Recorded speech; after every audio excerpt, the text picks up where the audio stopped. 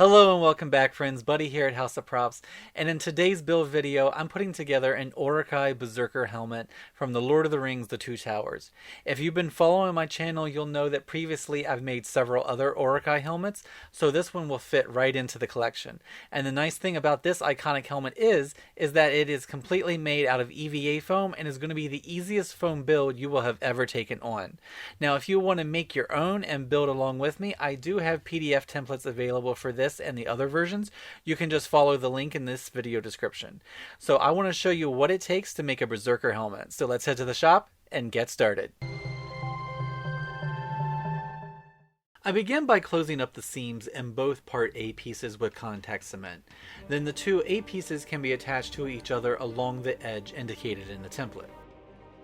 The seams in part B are sealed, and then each part B is attached to the A unit.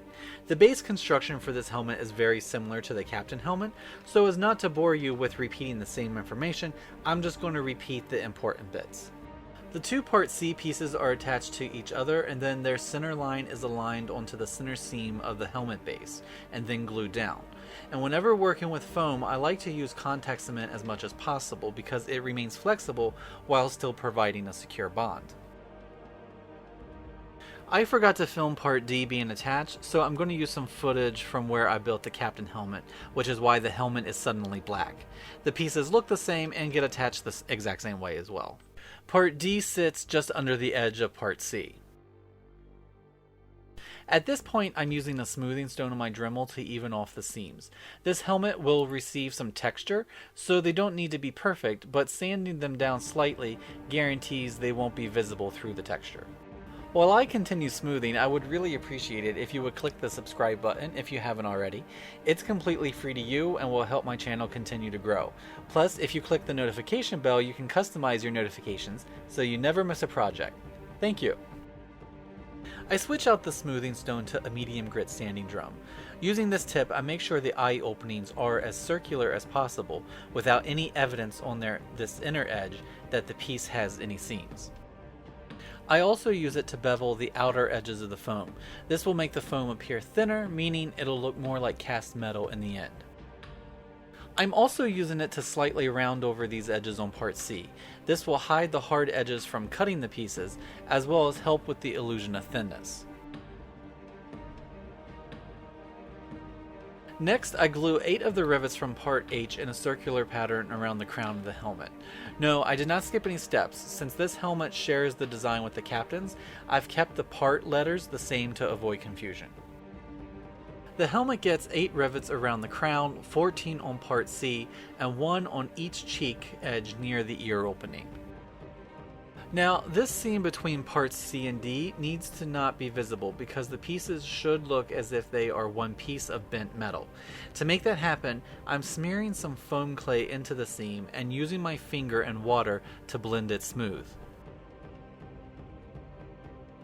While the clay dries, I switch out my Dremel tip to the smoothing one, which features a divot in the end. This divot allows the Dremel to round over the rivets, making them look less tubular and more domed like the way real rivets would. Next, I use some quick seal to fill in any indication of the seams. Smear it on with a palette knife, and then using my finger and water, I blend it into the foam. Because the more time put into working with it while it's wet means less of a headache later on.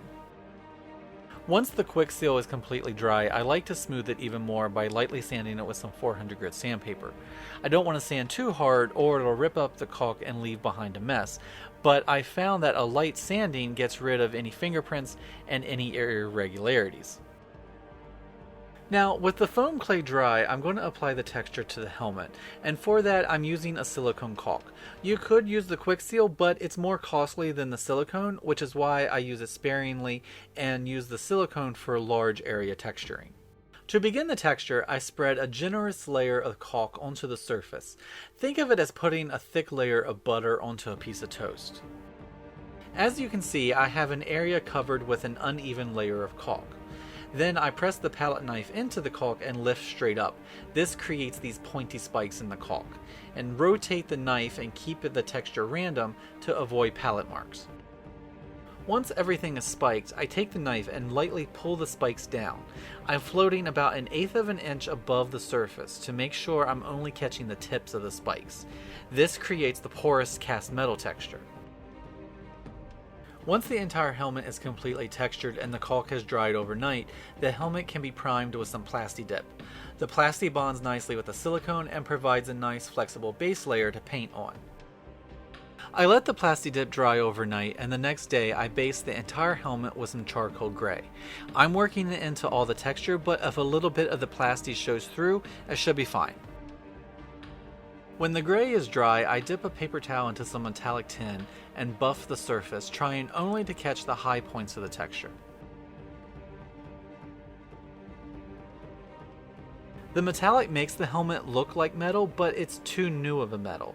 So I make a black wash and brush this onto the surface, and then dab the wet area with a paper towel. You can see how this step is toning down the metallic and giving the helmet a deeper, more realistic metal surface. Once the entire helmet receives the black wash and it has dried, I go ahead and start to add aging and weathering. I begin by first thinning some burnt umber and brushing this sporadically across the surface, and then dab the areas where it has been applied. After the burnt umber has dried, I repeat the process with some burnt sienna, but this time I'm applying less of the paint and placing it even more sporadically, but trying to focus concentration of the paint on areas where rusting would naturally occur. Using straight unthinned burnt sienna, I am applying it with a small round brush and using my finger to blend out any brush marks. This is being applied in areas where the most rust would appear, like on and around rivets and crevices and seams, places where water would pool. After that dries, I sketch out placement for the white hand of Sauron with some chalk, and then apply a mixture of white and a little bit of burnt umber. This I pounce on randomly and blend edges with my finger. I want some of the base helmet colors to show through, so I'm not worried about keeping the application even. Keeping it random makes it look like the helmet was cranked out quickly in the Forges of Isengard. And the helmet is finished. You could apply a gloss clear coat to make the helmet look wet, like in the sequences from Helm's Deep, where we get to see the Berserkers be the first of the Uruk-Hai to enter over the keep's walls. But probably the most famous of these helmets was worn by the torchbearer who ignited Saruman's explosives and provided a way for his brothers to breach the Deeping Wall. So that's all it took to make a Berserker helmet from the Two Towers. If you missed it at the beginning, a link to the template can be found in the description. Please like and subscribe, and I'll see you on the next one. Have a great day. And remember, if you are building any of my builds or using any of my templates, feel free and tag me at House of Props on Instagram, Twitter, and TikTok, because I would really like to see your fantastic work. Thank you for watching, and I'll see you next time.